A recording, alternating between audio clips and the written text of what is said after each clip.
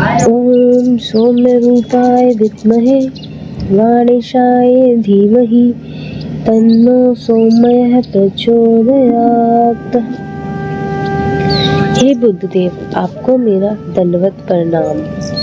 मेरा और अपने भक्तों का उद्धार करो। हरे कृष्ण। प्रिय भक्तों, बुधवार का व्रत करने वाले भक्तों को सभी प्रकार के सुख प्राप्त होते हैं। भगवान बुद्धदेव को 9 ग्रहों का राजकुमार कहा जाता है। वे देव गुरु बृहस्पति के पुत्र हैं। इसी कारण आज के दिन, बुधवार के दिन, बुद्ध देवता के निमित्त रूप से पूजा, व्रत कथा का श्रवण करने का विधान है।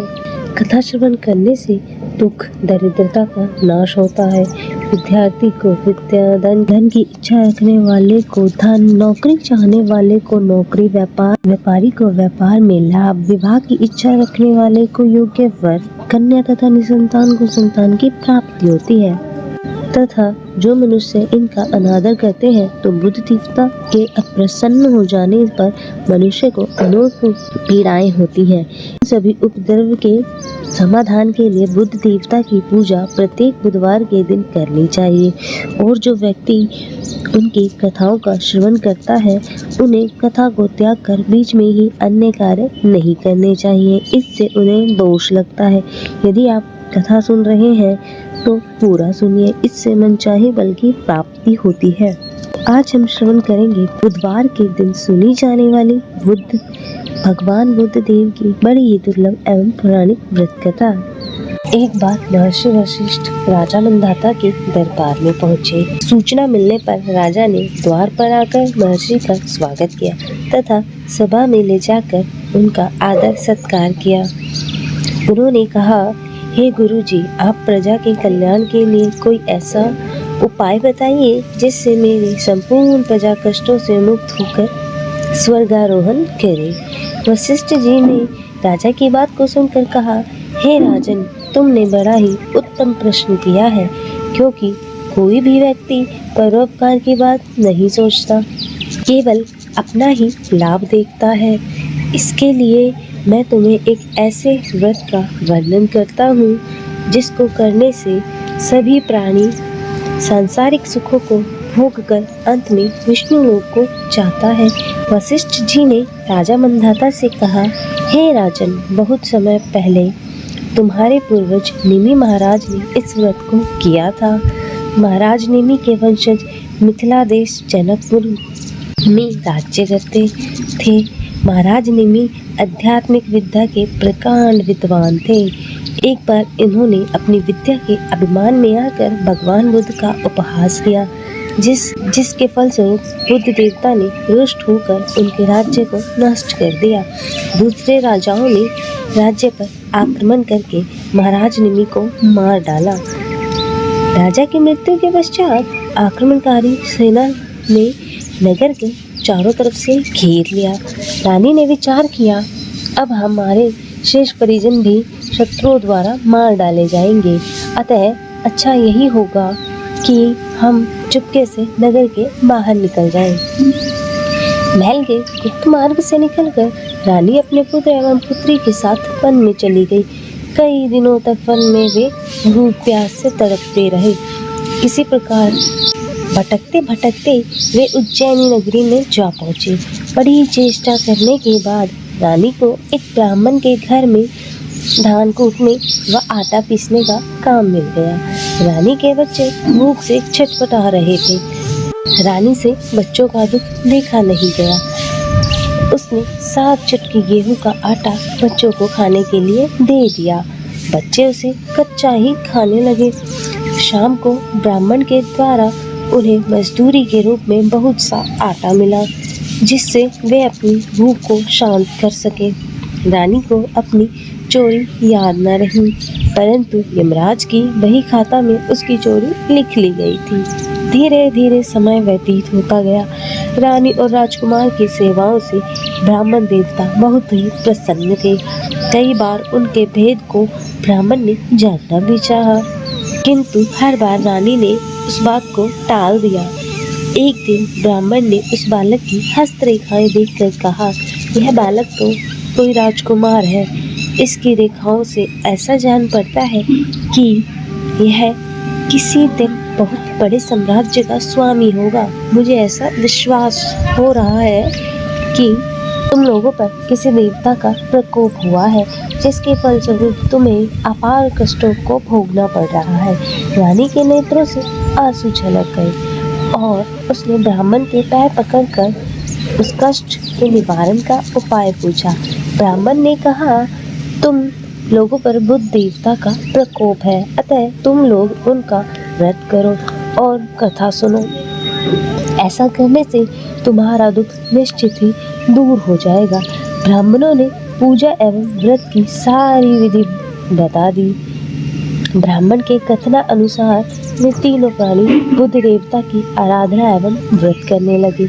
बुध देवता के व्रत और उनकी कथा सुनने से बुध देवता निमि रानी और राजकुमार पर प्रसन्न हुए और उन्होंने उनके पिता निमि का राज्य दिलाने का निश्चय किया। बुध देवता के प्रभाव से मिथिला नगरी में विप्लव हो गया और प्रजा ने नए राजा को मारकर खदेड़ दिया और निमि के पुत्र की खोज आरंभ कर दी। दूत लोग खोजते हुए ब्राह्मण के आश्रम में उज्जैनी जा पहुंचे। वहां से वे लोग राजकुमार को अपने देश ले आए और उसे राज्य सिंहासन पर बिठाकर उसका राज्याभिषेक किया और राजकुमारी का विवाह धर्मराज के साथ हो गया एवं उस आश्रयदाता को राजगुरु का पद दिया गया। राजकुमारी महाराज धर्मराज के महल में चली गई। महाराज के महल में सदैव बंद रहने वाले 7 गुप्त द्वार थे। महाराज ने उन द्वारों को खोलने के लिए राजकुमारी को मना किया था। निषेध के कारण राजकुमारी की उत्सुकता बढ़ गई। एक दिन जब धर्मराज कार्यवश महल से बाहर गए हुए थे, तब राजकुमारी ने चुपके से एक द्वार खोल डाला। वह द्वार राजमहल से नर्क की ओर गया था। राजकुमारी ने देखा वहाँ पर अनेकों अन्य लोगों के साथ उसकी माता भी गर्म तेल के कढ़ाई में उबाली जा रही थी।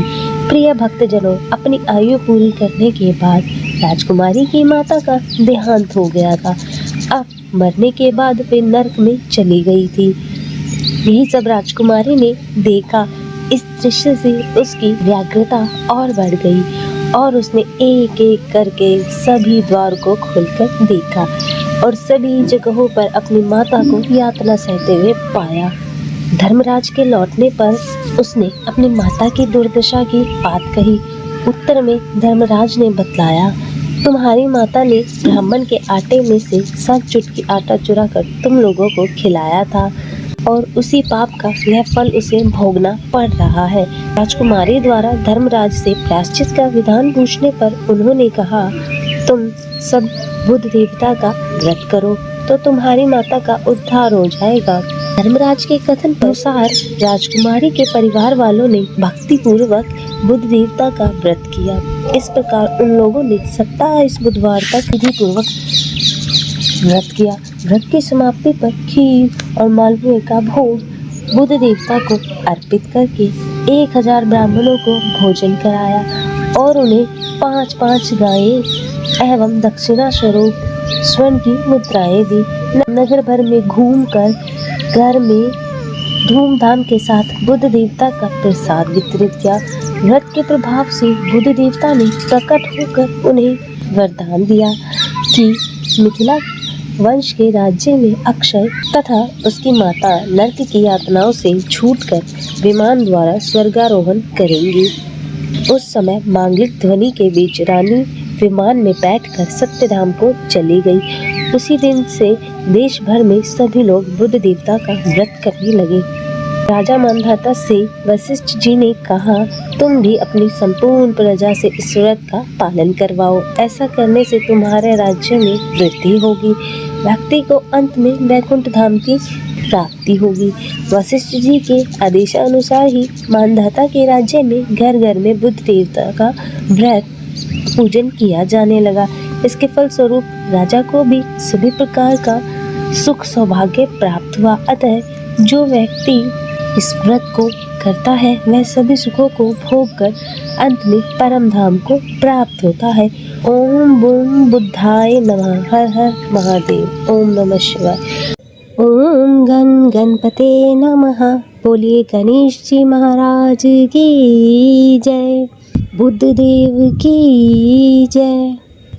प्रिय भक्तजनों, बुध को बुद्धि का कारण माना गया है, जो कि एक महत्वपूर्ण ग्रह भी है।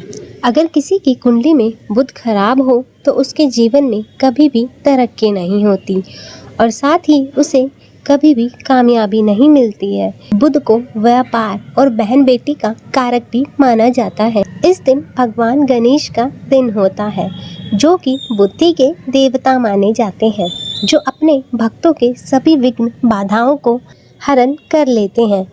इसलिए उन्हें विघ्नहर्ता भी कहा जाता है। अगर कोई भक्त इनका सच्चे मन से पूजन करे तो उसके जीवन में धन और सुख समृद्धि की कभी कमी नहीं रहती। और भगवान गणपति, जिन्हें विघ्नहर्ता भी कहते हैं, उनकी पूजा अर्चना करने से जीवन के सभी दुख दूर हो जाते हैं। और इस दिन व्रत रखने का भी विधान है। अगर कोई इस दिन सच्चे मन से गणेश जी की आराधना करता है तो उसके जीवन के सभी कष्ट दूर हो जाते हैं। तो प्रिय भक्तों, आज हम इस वीडियो में बुधवार की व्रत कथा सुनेंगे। इस कथा को सुनने अथवा पाठ करने मात्र से ही आपके जीवन में धन, बल, बुद्धि, विद्या की वृद्धि होती है तथा आने वाले सभी संकटों का नाश हो जाता है। तो आइए श्रवण करते हैं।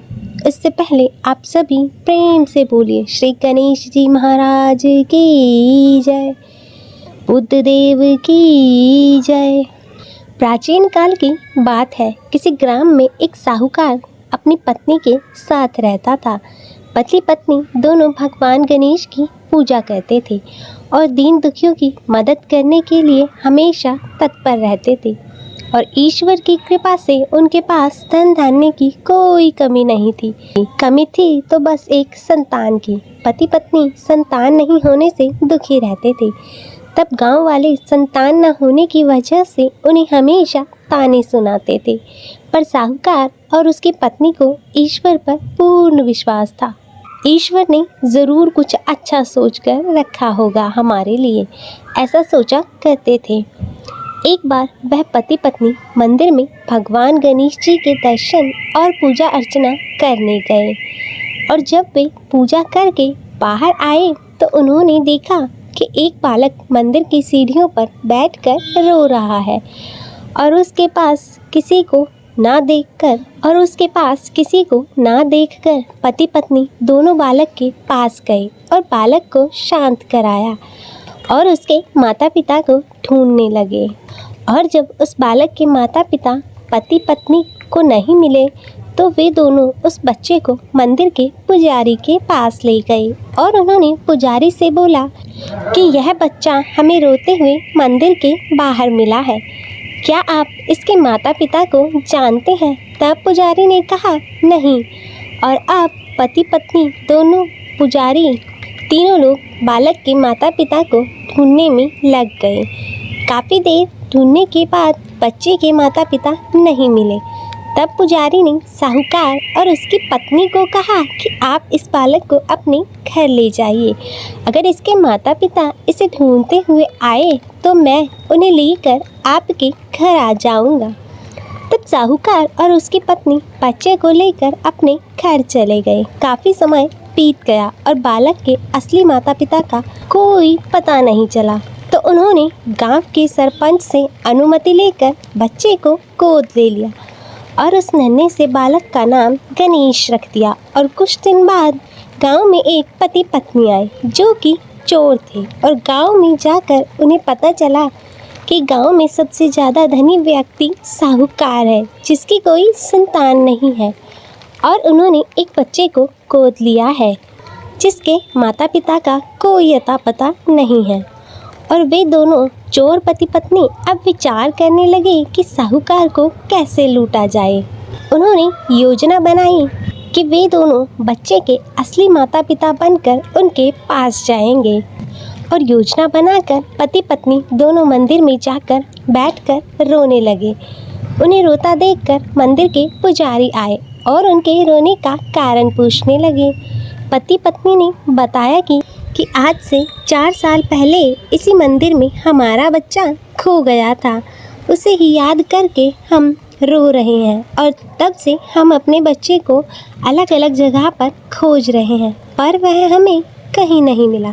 तब पुजारी ने बोला, एक बालक है जो उन्हें 4 साल पहले मंदिर की सीढ़ियों पर मिला था। शायद वह आपका ही पुत्र है। वह बालक गांव के साहूकार के घर पर है। आप लोग मेरे साथ चलिए, मैं आपसे आपके पुत्र को मिलवा देता हूँ। और इतना कहकर पुजारी उन दोनों पति पत्नी को लेकर साहूकार के घर की ओर चल दिया। वहां जाकर पुजारी ने साहूकार को बताया कि गणेश के असली माता पिता मिल गए हैं और वह गणेश को लेने आए हैं। और यह सुनते ही साहूकार और उसकी पत्नी दोनों बहुत ही दुखी हुए, लेकिन वे दोनों गणेश को उसके असली माता पिता को सौंपने के लिए तैयार हो गए। और शाम का वक्त था। साहूकार ने उन दोनों पति पत्नी से बोला कि आज आप लोग विश्राम करें और कल प्रातःकाल होते ही निकल जाइएगा। और यह सुनते ही दोनों पति पत्नी खुश हो गए, क्योंकि उन्हें चोरी करने का मौका मिल गया था। और तब रात्रि को जब साहूकार और उसकी पत्नी दोनों सोने चले गए, तब दोनों चोर पति पत्नी उठे और चोरी करने के लिए तिजोरी को तोड़ने लगे। और आवाज़ सुनकर घर का नौकर जाग गया और उसने जाकर देखा तो ये वही दोनों पति पत्नी थे जो खुद को गणेश का असली माता पिता बता रहे थे। तब नौकर ने कमरे का दरवाज़ा बाहर से बंद कर दिया और तेजी से मालिक को बुलाने लगा। और आवाज़ सुनकर साहूकार और उसकी पत्नी दौड़ते हुए आए और चिल्लाने का कारण पूछने लगे। तब नौकर ने बताया कि यह दोनों पति पत्नी तिजोरी से चोरी कर रहे हैं। और यह सब देखकर वे समझ गए कि यह दोनों गणेश के माता पिता नहीं हैं, बल्कि चोर हैं। साहूकार ने गणेश को देने से मना कर दिया और बोले कि चले जाओ यहाँ से। पर उन दोनों धोखेबाज पति पत्नी ने निर्णय किया कि अब वो गणेश को अपने साथ लेकर ही जाएंगे। तब पति पत्नी दोनों गांव के सरपंच के पास गए और बोले, साहूकार उनके पुत्र को वापस नहीं दे रहा है। तब सरपंच ने साहूकार और उसके पत्नी को गणेश को साथ लेकर सरपंच के सामने प्रस्तुत होने की सूचना भेजी और साहूकार अपनी पत्नी और गणेश को लेकर आ गए। तब सरपंच ने भी फैसला किया कि साहूकार की पत्नी तथा दूसरी औरत जो गणेश को अपना पुत्र बोल रही थी, उन्हें सूर्य देवता के सामने अपना आंचल फैलाकर खड़ी हो जाना है और जिसके भी आंचल से गणेश के मुंह में दूध जाएगा, गणेश उसका ही पुत्र कहलाएगा। तब दोनों स्त्री अपना आंचल सूर्य देवता के सामने फैलाकर खड़ी हो गई और प्रार्थना करने लगी। तब भगवान गणेश जी के आशीर्वाद से साहूकार की पत्नी के आंचल से दूध की धारा गणेश के मुंह में आ गई और यह देखकर साहूकार और उसकी पत्नी दोनों बहुत खुश हुए और सरपंच ने गणेश को साहूकार को सौंप दिया। और वहाँ खड़े सभी लोग भगवान गणेश जी की जय जयकार करने लगे। अतः हे गणेश भगवान जी, जैसे कृपा आपने साहूकार और उसकी पत्नी पर की, वैसी ही कृपा इस कथा को कहते सुनते हुंकारा भरते सभी पर बनाए रखना। तो सभी प्रेम से बोलिए गणेश जी महाराज की जय, गणपति बप्पा मोरया। तो आइए सुनते हैं बुधवार व्रत की एक और कथा। उससे पहले आप सभी भक्तजन प्रेम से बोलिए श्री गणेश जी महाराज की जय, बुद्धदेव की जय। प्राचीन काल की बात है। समतापुर नगर में मधुसूदन नामक का एक व्यक्ति रहता था। वह बहुत ही धनवान था। मधुसूदन का विवाह बलरामपुर नगर की एक सुंदर लड़की संगीता के साथ हुआ था। एक बार मधुसूदन अपनी पत्नी को लेने बुधवार के दिन बलरामपुर गया और मधुसूदन ने अपनी पत्नी के माता पिता से संगीता को विदा कराने के लिए कहा, परंतु माता पिता बोले, बेटा आज बुधवार है, बुधवार को किसी भी शुभ कार्य के लिए यात्रा नहीं करते। लेकिन मधुसूदन नहीं माना और उसने ऐसे शुभ अशुभ की बातों को ना मानने की बात कही।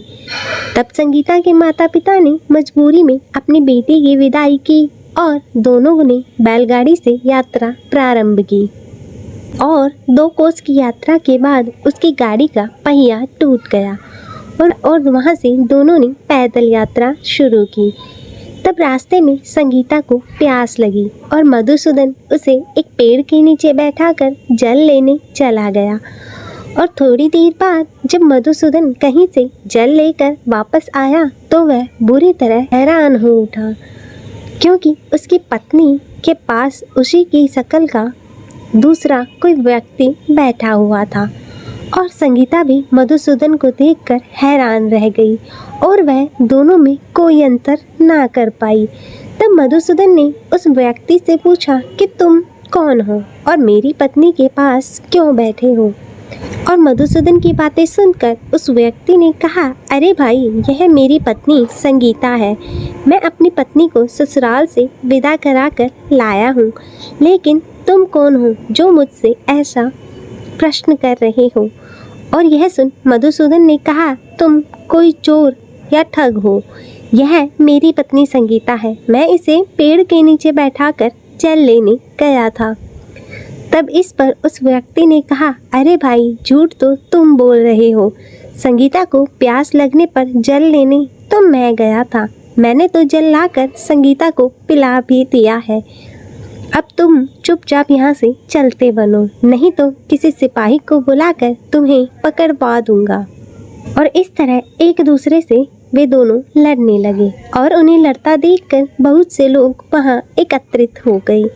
नगर के कुछ सिपाही भी वहाँ आ गए और सिपाही उन दोनों को पकड़कर राजा के पास ले गए और सारी कहानी सुनाकर राजा भी कोई निर्णय नहीं कर पाया। और संगीता भी उन दोनों में से अपने वास्तविक पति को नहीं पहचान पा रही थी और राजा ने दोनों को कारागार में डालने के लिए कहा।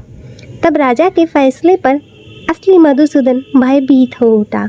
तभी आकाशवाणी हुई, मधुसूदन, तूने संगीता के माता पिता की बात नहीं मानी और बुधवार के दिन अपने ससुराल से प्रस्थान किया और यह सब भगवान बुद्ध देव के प्रकोप से हो रहा है। तब मधुसूदन ने भगवान बुद्ध देव से प्रार्थना की कि हे भगवान बुद्ध देव, मुझे क्षमा कर दीजिए। मुझसे बहुत ही बड़ी गलती हुई है और भविष्य में अब कभी बुधवार के दिन मैं यात्रा नहीं करूँगा और सदैव बुधवार को आपका व्रत किया करूँगा। तभी दूसरा व्यक्ति राजा के सामने से गायब हो गया। तब राजा और दूसरे लोग इस चमत्कार को देखकर हैरान हो गए और भगवान बुद्ध देव की इस अनुकंपा से राजा ने मधुसूदन और उसकी पत्नी संगीता को सम्मानपूर्वक विदा किया। और कुछ दूर चलने पर रास्ते में उन्हें बैलगाड़ी मिल गई और टूटा हुआ पहिया भी जुड़ा हुआ था और दोनों उसमें बैठकर क्षमतापुर की ओर चल दिए। तब मधुसूदन और उसकी पत्नी संगीता दोनों बुधवार को व्रत करते हुए आनंदपूर्वक जीवन यापन करने लगे और इसी तरह भगवान बुद्ध देव की कृपा से उनके जीवन में खुशियाँ बरसने लगी। और जो भी स्त्री पुरुष विधिवत बुधवार का व्रत करके कथा श्रवण करते हैं, भगवान बुद्ध देव उनके सभी कष्टों को दूर करते हैं।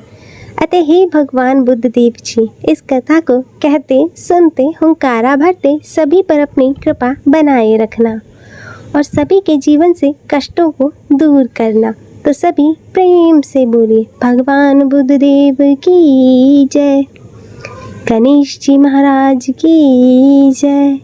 तो आइए भक्तजनों, अब करते हैं भगवान गणेश जी की आरती। जय गणेश जय गणेश जय गणेश देवा, माता जगी पार्वती पिता महादेवा, माता जगी पार्वती पिता महादेवा, एक दंत दयावंत चार भुजाधारी, एक दंत दयावंत चार भुजाधारी, मस्तक सिंदूर सोहे मूस की सवारी, मस्तक सिंदूर सोहे मूस की सवारी, पान चढ़े फूल चढ़े हार चढ़े मेवा, लड्डुअन को भोग लगे संत करे सेवा, जय गणेश जय गणेश जय गणेश देवा, माता जाकी पार्वती पिता महादेवा। अंधन को आँख देत, कोढ़िन को काया, पांजन को पुत्र देत, निर्धन को माया। शूर श्याम शरण आए, सफल कीज सेवा। जय गणेश जय गणेश जय गणेश देवा, माता जाकी पार्वती पिता महादेवा। तीनन की लाज रखो शंभु सूतकारी, कामना को पूर्ण करो जय बलिहारी। जय गणेश जय गणेश जय गणेश देवा, माता जाकी पार्वती पिता महादेवा। गणपति बप्पा मोरिया। प्रिय भक्तजनों, मैं उम्मीद करती हूँ कि आपको आज की यह कथा पसंद आई होगी। अगर वीडियो अच्छी लगी हो तो इसे लाइक करें और ज़्यादा से ज़्यादा शेयर करें और कमेंट में गणेश जी महाराज की जय लिखना ना भूलें। और शिव भक्ति संसार चैनल को सब्सक्राइब कर नोटिफिकेशन बेल को ज़रूर ऑन कर लें। हर हर महादेव। ओम नमः शिवाय।